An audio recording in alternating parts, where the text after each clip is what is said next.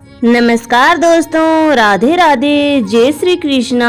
आज हम सुनने जा रहे हैं श्री सत्यनारायण भगवान की पूजा और व्रत कथा। प्रत्येक माह की पूर्णिमा तिथि को सत्यनारायण व्रत रखा जाता है, लेकिन कभी कभी यह व्रत चतुर्दशी तिथि में भी रखा जाता है, क्योंकि चंद्रोदय, कालिका एवं प्रदोष व्यापिनी पूर्णिमा ही व्रत के लिए ग्रहण करनी चाहिए। सत्यनारायण व्रत में कथा, स्नान आदि दान का बहुत महत्व माना गया है। इस व्रत में सत्यनारायण भगवान अर्थात विष्णु जी की पूजा की जाती है। सारा दिन व्रत रखकर संध्या समय में पूजा तथा कथा की जाती है। सत्यनारायण व्रत कथा अध्याय 1। बहुत समय पहले नैमिषारण्य तीर्थ में सोनकादिक 88,000 ऋषियों ने पुराण वेता श्री सूत जी से कहा, हे सूत जी, इस कलयुग में वेद विद्या रहित मानवों को ईश्वर भक्ति किस प्रकार मिलेगी तथा उनका उद्धार कैसे होगा। हे मुनिश्रेष्ठ, कोई ऐसा व्रत अथवा तप बताइए जिसके करने से थोड़े ही समय में पुण्य प्राप्त हो तथा मनोवांछित फल भी मिले। ऐसी कथा सुनने की हमारी बहुत इच्छा है।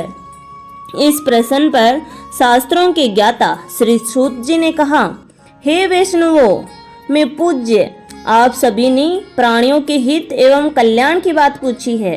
अब मैं उस श्रेष्ठ व्रत को आप लोगों से कहूँगा जिसे श्रेष्ठ मुनि नारद जी ने श्री लक्ष्मी नारायण भगवान से पूछा था, और श्री लक्ष्मी नारायण भगवान ने मुनि श्रेष्ठ नारद जी को बताया था। आप सभी श्रेष्ठ गण यह कथा ध्यान से सुने। मुनि श्रेष्ठ नारद दूसरों के कल्याण हेतु सभी लोकों में घूमते हुए एक समय मृत्यु लोक में आ गए। यहाँ बहुत सी योनियों में जन्मे प्राय सभी मनुष्यों को अपने कर्मानुसार अनेक कष्टों से पीड़ित देखकर उन्होंने विचार किया कि किस यत्न के कारण से निश्चय ही प्राणियों के कष्टों का निवारण हो सकेगा। मन में ऐसा विचार कर श्री नारद विष्णु लोक गए। वहां श्वेत वर्ण और 4 भुजाओं वाले देवों के ईश नारायण को, जिनके हाथों में शंख, चक्र, गदा और पद्म थे तथा वरमाला पहने हुए थे, को देखकर उनकी स्तुति करने लगे। नारद जी ने कहा, हे भगवान, आप अत्यंत शक्तिवान हैं। मन तथा वाणी भी आपको नहीं पा सकती। आपका आदि मध्य अंत भी नहीं है। आप निर्गुण स्वरूप सृष्टि के कारण भक्तों के कष्टों को नष्ट करने वाले हो। आपको मेरा सत सत नमन है। नारद जी से इस प्रकार की प्रार्थना सुनकर विष्णु भगवान बोले, हे योगी राज, आपके मन में क्या है? आपका किस कार्य हेतु यहाँ आगमन हुआ है? निसंकोच कहो। तब मुनि श्रेष्ठ नारद मुनि ने कहा, मृत्यु लोक में सब मनुष्य जो अनेक योनियों में पैदा हुए हैं, अपने अपने कर्मों द्वारा अनेक प्रकार के कष्टों के कारण दुखी हैं। हे स्वामी, यदि आप मुझ पर दया रखते हैं तो बताइए कि उन मनुष्यों के सब कष्ट थोड़े से ही प्रयत्न से किस प्रकार दूर हो सकते हैं। श्री विष्णु भगवान ने कहा, हे नारद, मनुष्य की भलाई के लिए तुमने यह बहुत उत्तम प्रश्न किया है। जिस व्रत के करने से मनुष्य मोह से छूट जाता है, वह व्रत मैं तुमसे कहता हूँ, सुनो। अति पुण्य दान करने वाला स्वर्ग तथा मृत्यु लोक दोनों में दुर्लभ है। एक अति उत्तम व्रत है जो आज मैं तुमसे कहता हूँ। श्री सत्यनारायण भगवान का यह व्रत विधि विधान पूर्वक संपन्न करने पर मनुष्य इस धरती पर सभी प्रकार के सुख भोग कर मरणोपरांत मोक्ष को प्राप्त होता है। श्री विष्णु भगवान के ऐसे वचन सुनकर नारद मुनि बोले, हे भगवान, उस व्रत का विधान क्या है? फल क्या है? इससे पूर्व किसने यह व्रत किया और किस दिन यह व्रत करना चाहिए? कृपया करके मुझे विस्तार से समझाइए। श्री विष्णु भगवान ने कहा, हे नारद, दुख, शोक एवं सभी प्रकार की व्याधियों को दूर करने वाला यह व्रत सब स्थानों पर विजय दिलाने वाला है। श्रद्धा और भक्ति के साथ किसी भी दिन मनुष्य संध्या के समय श्री सत्यनारायण भगवान की ब्राह्मणों और बंधुओं के साथ पूजा करें। भक्तिभाव से नैवेद्य केले का फल, नैवेद्य घी, शहद, शक्कर अथवा गुड़, दूध और गेहूं का आटा सवाया लेवे। इन सभी को भक्तिभाव से भगवान की सत्यनारायण को अर्पण करें। गेहूं के अभाव में साठी का चूर्ण भी ले सकते हैं। बंधुओं सहित ब्राह्मणों को भोजन कराएं। इसके पश्चात ही स्वयं भोजन करें। रात्रि में श्री सत्यनारायण भगवान के गीत आदि का आयोजन कर श्री सत्यनारायण भगवान का स्मरण करते हुए समय व्यतीत करें। इस तरह जो मनुष्य व्रत करेंगे उनकी मनोकामनाएं अवश्य ही पूर्ण होगी। विशेष रूप से कलयुग में, मृत्युलोक में यही एक ऐसा उपाय है जिससे अल्प समय और कम धन में महान पुण्य की प्राप्ति हो सकती है। दूसरा अध्याय। सूत जी ने कहा, हे ऋषियों, जिन्होंने प्राचीन काल में इस व्रत को किया उनका इतिहास मैं आप सबसे कहता हूँ, ध्यान से सुने। अति सुंदर काशीपुर नगरी में एक अति निर्धन ब्राह्मण वास करता था। वह भूख और प्यास से बेचैन होकर हर समय दुखी रहता था। ब्राह्मणों से प्रेम करने वाले श्री विष्णु भगवान ने उनको दुखी देखकर एक दिन बूढ़े ब्राह्मण का वेश धारण कर निर्धन ब्राह्मण के पास जाकर बड़े आदर से पूछा, हे ब्राह्मण, तुम हर समय ही दुखी होकर पृथ्वी पर क्यों घूमते हो? हे श्रेष्ठ ब्राह्मण, अपनी व्यथा मुझसे कहो, मैं सुनना चाहता हूँ। कष्टों से घिरे उस ब्राह्मण ने कहा, मैं निर्धन ब्राह्मण हूँ, भिक्षा के लिए पृथ्वी पर मारा फिरता हूँ। हे भगवान, यदि आप इससे मुक्ति पाने का कोई उपाय जानते हो तो कृपया करके मुझे बताइए। वृद्ध ब्राह्मण का रूप धारण किए हुए श्री विष्णु भगवान तब बोले, हे ब्राह्मण, श्री सत्यनारायण भगवान मनोवांछित फल देने वाले हैं, इसीलिए तुम उनका विधि पूर्वक पूजा करो, जिसके करने से मनुष्य सब दुखों से मुक्त हो जाता है। दरिद्र ब्राह्मण को व्रत का संपूर्ण विधान बतलाकर बूढ़े ब्राह्मण का रूप धरे श्री सत्यनारायण भगवान अंतर्ध्यान हो गए। वृद्ध ब्राह्मण ने जिस व्रत को बतलाया है मैं उसको अवश्य विधि विधान सहित करूंगा, ऐसा निश्चय कर वह दरिद्र ब्राह्मण घर चला गया। परंतु उस रात ब्राह्मण को नींद नहीं आई। अगले दिन वह जल्दी उठा और श्री सत्यनारायण भगवान का व्रत करने का निश्चय कर भिक्षा मांगने के लिए चल दिया। उस दिन उसको भिक्षा में अधिक धन मिला, जिससे उसने पूजा का सब सामान खरीदा और घर आकर अपने बंधु बांधवों के साथ विधि पूर्वक भगवान श्री सत्यनारायण का व्रत किया। इसके करने से वह गरीब ब्राह्मण सब कष्टों से छूटकर अति धनवान हो गया। उस समय से वह ब्राह्मण हर मास व्रत करने लगा। सत्यनारायण भगवान के व्रत को जो शास्त्र विधि के अनुसार श्रद्धा पूर्वक करेगा वह सब कष्टों से छूटकर मोक्ष प्राप्त करेगा। जो भी मनुष्य श्री सत्यनारायण भगवान का व्रत करेगा वह सब कष्टों से छूट जाएगा। इस तरह नारद जी से सत्यनारायण भगवान का कहा हुआ यह व्रत मैंने तुमसे कहा है। हे श्रेष्ठ ब्राह्मणों, अब आप और क्या सुनना चाहते हैं, मुझसे कहें। तब ऋषियों ने कहा, हे मुनीश्वर, संसार में इस विप्र से सुनकर किस किस ने इस व्रत को किया, हम सब सुनना चाहते हैं। मुनियों से ऐसा सुनकर श्री सूत जी ने कहा, हे मुनिगण, जिस जिस प्राणी ने इस व्रत को किया है उन सबकी कथा सुनो। एक समय वह धनी ब्राह्मण बंधुओं के साथ शास्त्र विधि के अनुसार अपने घर पर श्री सत्यनारायण भगवान का व्रत कर रहा था। उसी समय एक लकड़ी बेचने वाला बूढ़ा व्यक्ति वहां आया। उसने सिर पर रखा लकड़ियों का गट्ठर बाहर रख दिया और ब्राह्मण के मकान में चला गया। प्यास से बेचैन लकड़हारे ने विप्र को व्रत करते देखा। वह प्यास को भूल गया। उसने विप्र का अभिनंदन किया और पूछा, हे ब्राह्मण, आप यह किसका पूजन कर रहे हैं? इस व्रत को करने से क्या फल मिलता है, कृपया कर मुझे बताइए। तब उस ब्राह्मण ने कहा, सब इच्छाओं को पूर्ण करने वाला यह श्री सत्यनारायण भगवान का व्रत है। इनकी ही कृपा से मेरे यहाँ धन एवं ऐश्वर्य का आगमन हुआ है। ब्राह्मण से इस व्रत के बारे में जानकर वह लकड़हारा अत्यंत प्रसन्न हुआ। भगवान का चरणामृत लेकर और भोजन करने के पश्चात वह अपने घर को चला गया। और फिर अगले दिन लकड़हारे ने अपने मन में संकल्प किया कि आज गांव में लकड़ी बेचने से जो धन मिलेगा उसी से भगवान सत्यनारायण का श्रेष्ठ व्रत करूंगा। मन में ऐसा विचार कर वह लकड़हारा लकड़ियों का गट्ठर अपने सिर पर रखकर जिस नगर में धनवान लोग रहते थे ऐसे सुंदर नगर में गया। उस दिन उसे उन लकड़ियों का दाम पहले दिनों से चौगुना मिला।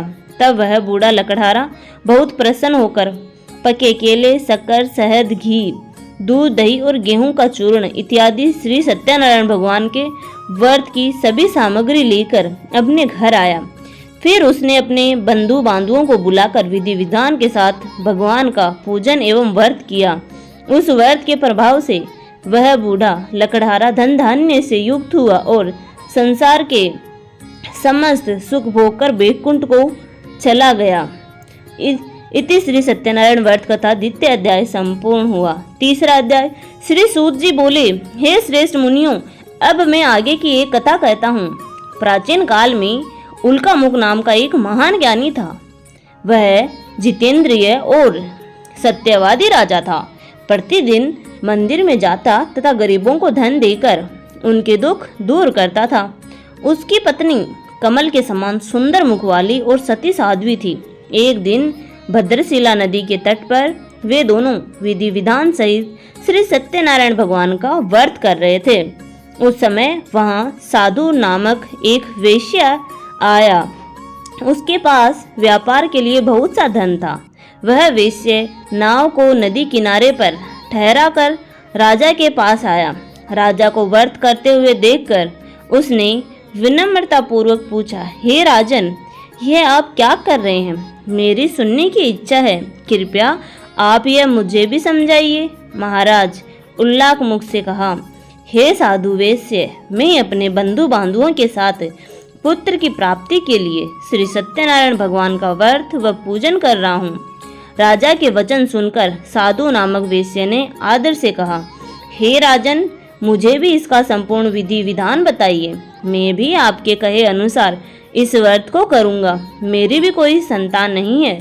मुझे विश्वास है इस उत्तम व्रत को करने से अवश्य ही मुझे भी संतान होगी। राजा से व्रत के सब विधान सुन व्यापार से निवृत्त हो वह वेश्य सुख पूर्वक अपने घर गया। उसने अपनी पत्नी को संतान देने वाले उस व्रत के विषय में सुनाया और प्रण किया, जब मेरे संतान होगी तब मैं इस व्रत को करूंगा। वेश्य ने यह वचन अपनी पत्नी लीलावती से भी कहे। एक दिन उनकी पत्नी लीलावती श्री सत्यनारायण भगवान की कृपा से गर्भवती हो गई। 10वें महीने में उसने एक अति सुंदर कन्या को जन्म दिया। दिनों दिन वह कन्या इस तरह बढ़ने लगी जैसे शुक्ल पक्ष का चंद्रमा बढ़ता है। कन्या का नाम उन्होंने कलावती रखा। तब लीलावती ने मीठे शब्दों में अपने पति को याद दिलाया कि आपने जो भगवान का व्रत करने का संकल्प किया था, अब आप उसे पूरा कीजिए। साधु वेश्य ने कहा, हे प्रिय, मैं कलावती के विवाह पर इस व्रत को करूंगा। इस प्रकार अपनी पत्नी को आश्वासन दे वह व्यापार करने विदेश चला गया। कलावती पितृगृह में वृद्धि को प्राप्त हो गई। लौटने पर साधु ने जब नगर में सखियों के साथ अपनी वयस्क होती पुत्री को खेलते देखा तो उसे उसके विवाह की चिंता हुई। तब उसने एक दूत को बुलाकर कहा कि उसकी पुत्री के लिए कोई सुयोग्य वर देखकर लाएं। दूत साधु नामक वेश्य की आज्ञा पाकर कंचन नगर पहुंचा और देखभाल कर वेश्य की कन्या के लिए एक सुयोग्य वणिक पुत्र ले आया। उस सुयोग्य लड़के के साथ साधु नामक वेश्य ने अपने बंधु बांधुओं सहित प्रसन्नचित होकर अपनी पुत्री का विवाह कर दिया। दुर्भाग्य से वह विवाह के समय भी सत्यनारायण भगवान का व्रत करना भूल गया। इस पर श्री सत्यनारायण भगवान अत्यंत क्रोधित हो गए। उन्होंने वेश्य को श्राप दिया कि तुम्हें दारुण दुख प्राप्त होगा और फिर अपने कार्य में कुशल। वह वेश्य अपने दामाद सहित नावों का बेड़ा लेकर व्यापार करने के लिए सागर के समीप स्थित रतनसारपुर नगर में गया। रतनसारपुर नगर पर चंद्रकेतु नामक राजा राज करता था। दोनों ससुर जमाई चंद्रकेतु राजा के उस नगर में व्यापार करने लगे। एक दिन भगवान सत्यनारायण की माया से प्रेरित एक चोर राजा चंद्रकेतु का धन चुराकर भाग रहा था। राजा के दूतों को अपने पीछे तेजी से आते देखकर चोर ने घबराकर राजा के धन को वेश्य की नाव में चुपचाप रख दिया, जहां से वे ससुर जमाई ठहरे हुए थे, और वहां से वो भाग गया। जब दूतों ने उस वेश्ये के पास राजा के धन को रखा देखा तो उन्होंने उन ससुर दामाद को ही चोर समझ लिया। वे उन ससुर दामाद दोनों को बांध कर ले गए और राजा के समीप जाकर बोले, आपका धन चुराने वाले ये 2 चोर हम पकड़ कर लाए हैं, देखकर आज्ञा दें। तब राजा ने बिना उस वेश्ये की बात सुने उन्हें कारागार में डालने की आज्ञा दे दी। इस प्रकार राजा की आज्ञा से उनको कारावास में डाल दिया गया तथा उनका सारा धन भी छीन लिया गया। सत्यनारायण भगवान के श्राप के कारण उस वेश्ये की पत्नी लीलावती व पुत्री कलावती भी घर पर बहुत दुखी हुई।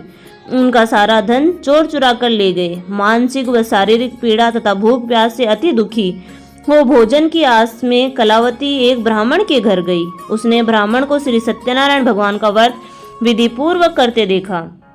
उसने कथा सुनी तथा श्रद्धा पूर्वक प्रसाद ग्रहण कर रात को घर आई। माता ने कलावती से पूछा, हे पुत्री, तू अब तक कहाँ थी? मैं तेरे लिए बहुत चिंतित थी। माता के शब्द सुन कलावती बोली, हे माता, मैंने एक ब्राह्मण के घर श्री सत्यनारायण भगवान का व्रत होते देखा और मेरी भी उस उत्तम व्रत को करने की इच्छा है। माता ने कन्या के वचन सुनकर सत्यनारायण भगवान के पूजन की तैयारी की। उसने बंधुओं सहित श्री सत्यनारायण भगवान का पूजन व व्रत किया और वर मांगा कि मेरे पति और दामाद शीघ्र ही घर लौट आएं। साथ ही विनती की कि हे प्रभु, अगर हमसे कोई भूल हुई हो तो हम सबका अपराध क्षमा करो। श्री सत्यनारायण भगवान इस व्रत से प्रसन्न हो गए। उन्होंने राजा चंद्रकेतु को स्वप्न में दर्शन देकर कहा, हे राजन, जिन दोनों वेश्यों को तुमने बंदी बना रखा है वे निर्दोष हैं, उन्हें प्रातः ही छोड़ दो। उनका सब धन जो तुमने अधिग्रहित किया है लौटा दो, अन्यथा मैं तुम्हारा राज्य, धन, पुत्र आदि सब नष्ट कर दूंगा। राजा से ऐसे वचन कहकर भगवान अंतर्ध्यान हो गए और फिर प्रातःकाल राजा चंद्रकेतु ने दरबार में सबको अपना स्वप्न सुनाया और सैनिकों को आज्ञा दी कि दोनों वेश्यों को कैद से मुक्त कर दरबार में ले आए। दोनों ने आते ही राजा को प्रणाम किया। राजा ने कोमल वचनों में कहा, हे महानुभावों, तुम्हें अज्ञानतावश में ऐसा कठिन दुख प्राप्त हुआ है। अब तुम्हें कोई भय नहीं है, तुम मुक्त हो। इसके बाद राजा ने उनको नए नए वस्त्र आभूषण पहनाए तथा उनका जितना धन लिया था उससे 2 गुना लौटाकर आदर से विदा किया। दोनों वैसे अपने घर को चल दिए। अति श्री सत्यनारायण व्रत कथा का 3 अध्याय भी संपूर्ण हुआ। सूत ने 4 अध्याय में कहा, वैश्य ने यात्रा आरंभ की और अपने नगर को चला।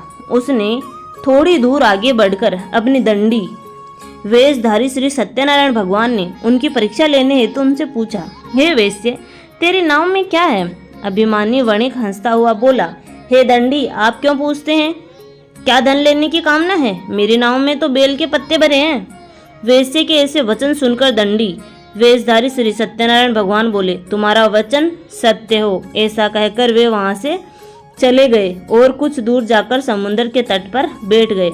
दंडी महाराज के जाने के पश्चात वैश्य ने नित्य क्रिया से निर्वृत्त होने के बाद नाव को ऊंची उठी देखकर अचंबा किया और नाव में बेल पत्ते आदि देकर मूर्छित हो जमीन पर गिर पड़ा।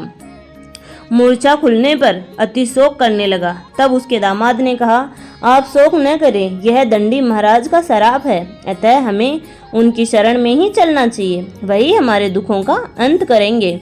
दामाद के वचन सुनकर वह वैश्य दंडी भगवान के पास पहुंचा और अत्यंत भक्तिभाव से पश्चाताप करते हुए बोला, मैंने जो आपसे असत्य वचन कहे थे उनके लिए मुझे क्षमा करें। ऐसा कहकर वह शोकातुर हो रोने लगा। तब दंडी भगवान बोले, हे वणिक पुत्र, मेरी आज्ञा से ही बार बार तुझे दुख कष्ट प्राप्त हुआ है, तू मेरी पूजा से विमुख हुआ है। तब उस वैश्य ने कहा, हे भगवान, आपकी माया को ब्रह्मा आदि देवता भी नहीं जान पाते, तब मैं मूर्ख भला कैसे जान सकता हूँ? आप प्रसन्न होइए, मैं अपनी क्षमता अनुसार आपकी पूजा करूँगा। मेरी रक्षा कीजिए और मेरी नौका को पहले के समान धन से परिपूर्ण कर दीजिए। उसके भक्ति से परिपूर्ण वचन सुनकर श्री सत्यनारायण भगवान प्रसन्न हो गए और इसके इच्छा अनुसार वर देकर अंतर्ध्यान हो गए। तब ससुर व दामाद दोनों ने नाव पर आकर देखा कि नाव धन से परिपूर्ण है। फिर वह विधि विधान से भगवान सत्यनारायण का पूजन कर साथियों सहित अपने नगर को चला। जब वह अपने नगर के निकट पहुंचा तब उसने एक दूत को अपने घर भेजा। दूत ने साधु नामक वेश्या के घर जाकर उसकी पत्नी को नमस्कार किया और कहा, आपके पति अपनी जामाता सहित इस नगर में समीप आ गए हैं। लीलावती और उनकी कन्या कलावती उस समय भगवान का पूजन कर रही थी। दूत का वचन सुनकर साधु की पत्नी ने बड़े हर्ष के साथ सत्यनारायण भगवान का पूजन पूर्ण किया और अपनी पुत्री से कहा, मैं अपने पति के दर्शन को जाती हूँ, तू पूजन पूर्ण कर शीघ्र ही आ जाना। परंतु कलावती पूजन एवं प्रसाद छोड़कर अपने पति के दर्शन के लिए चली गई। पूजन एवं प्रसाद की अवज्ञा के कारण भगवान सत्यनारायण ने रुष्ट हो उसके पति को नाव सहित पानी में डुबो दिया। कलावती अपने पति को न पाकर रोती हुई जमीन पर गिर पड़ी। नौका को डूबा हुआ तथा कन्या को रोते हुए देख साधु नामक वेश्य द्रवित हो बोला, हे प्रभु, मुझसे या मेरे परिवार से अज्ञानतावश जो अपराध हुआ उसे क्षमा करें। उसके ऐसे वचन सुनकर सत्यनारायण भगवान प्रसन्न हो गए। आकाशवाणी हुई, हे वेश्य, तेरी पुत्री मेरा प्रसाद छोड़कर आई है, इसीलिए इसका पति अदृश्य हुआ है। यदि वह घर जाकर प्रसाद ग्रहण कर लौटे तो उसे उसका पति अवश्य मिलेगा। आकाशवाणी सुनकर कलावती ने घर पहुंचकर प्रसाद ग्रहण किया और फिर आकर अपने पति को पूर्व रूप में पाकर वह अति प्रसन्न हुई तथा उसने अपने पति के दर्शन किए। तत्पश्चात साधु वेश्य ने वहीं बंधु बांधवों सहित सत्यदेव का विधि पूर्वक पूजन किया। वह इस लोक के सभी प्रकार के सुख भोगकर अंत में मोक्ष को प्राप्त हुआ। अति श्री सत्यनारायण व्रत का चतुर्थ अध्याय संपूर्ण हुआ। पांचवा अध्याय। श्री सूत जी बोले, हे ऋषिगण, मैं एक और कथा कहता हूँ, आप सभी ध्यान से सुनो। सदा प्रजा के लिए चिंतित तंगध्वज नाम का एक राजा था। उसने भगवान सत्यनारायण का प्रसाद त्याग कर बहुत कष्ट पाया। एक समय राजा वन में वन्य पशुओं को मारकर बड़ के वृक्ष के नीचे आया और उसने ग्वालों को भक्ति भाव से बंधु बांधवों सहित श्री सत्यनारायण जी का पूजन करते देखा। परंतु राजा देखकर भी अभिमान के कारण न तो वहां गया और न ही सत्यदेव भगवान को नमस्कार ही किया। जब ग्वालों ने भगवान का प्रसाद उसके सामने रखा तो वह प्रसाद छोड़कर अपने नगर को चला गया। नगर में पहुंचकर उसने देखा कि उसका सारा राज्य नष्ट हो गया है। वह समझ गया कि यह सब भगवान सत्यदेव ने रुष्ट होकर किया है। तब वह वन में वापस गया और ग्वालों के समीप जाकर विधि पूर्वक पूजन कर प्रसाद ग्रहण किया तो सत्यनारायण की कृपा से सब कुछ पहले जैसे हो गया और लंबे समय तक सुख भोग कर मरणोपरांत वह मोक्ष को प्राप्त हुआ। जो मनुष्य इस श्रेष्ठ दुर्लभ व्रत को करेगा, श्री सत्यनारायण भगवान की कृपा से उसे धन धान्य की कोई कमी नहीं होगी। निर्धन धनी और बंदी बंधुओं से मुक्त होकर निर्भय हो जाता है। संतानहीन को संतान प्राप्त होती है तथा सब इच्छाएं पूर्ण कर अंत में वह बैकुंठ धाम को जाता है। अब उनके बारे में भी जानिए जिन्होंने पहले इस व्रत को किया। अब उनके दूसरे जन्म की कथा भी सुनिए। संतानंद नाम वर्ध ब्राह्मण ने सुदामा के रूप में जन्म लेकर श्री कृष्ण की भक्ति एवं सेवा कर बैकुंठ प्राप्त किया। उल्का मुख नामक महाराज राजा दशरथ बने और श्री रंगनाथ का पूजन कर मोक्ष को प्राप्त हुए। साधु नाम के वैश्य ने धर्मात्मा व सत्य प्रतिज्ञ राजा मोरध्वज बनकर अपने पुत्र को आरे से चीर कर बैकुंठ धाम प्राप्त किया। महाराज तुंगध्वज स्वयंभू मनु बने। उन्होंने बहुत से लोगों को भगवान की भक्ति में लीन कराकर बैकुंठ धाम प्राप्त किया। लकड़हारा अगले जन्म में गुह नामक निषाद राजा बना, जिसने राम के चरणों की सेवा कर अपने सभी जन्मों को संवार लिया। अति श्री सत्यनारायण व्रत अध्याय संपन्न हुए। अब हम सुनते हैं श्री सत्यनारायण भगवान की आरती। जय लक्ष्मी रमणा, जय श्री लक्ष्मी रमणा, सत्यनारायण स्वामी जी, सत्यनारायण स्वामी जी, जन पातक हरिणा, जय लक्ष्मी रमणा। रतन जड़ित सिंहासन अद्भुत छवि राजे, नारद करत निराजनी, घंटा ध्वनि बाजे, जे लक्ष्मी रमणा। परगट भय कलि कारण, द्विज को दरस दियो, बूढ़ो ब्राह्मण बन कर, कंचल मन महल कियो, जय लक्ष्मी रमणा। दूरी बल भील कठारो, इन पर कृपा करी रे, चंद्रचूंड एक राजा, जिनकी विपत्ति हरी, जय लक्ष्मी रमणा। वेश मनोरथ पायो, श्रद्धा तज दीनी, सोफल भोग्यो प्रभु जी, फिर स्तुति कीनी, जय लक्ष्मी रमणा।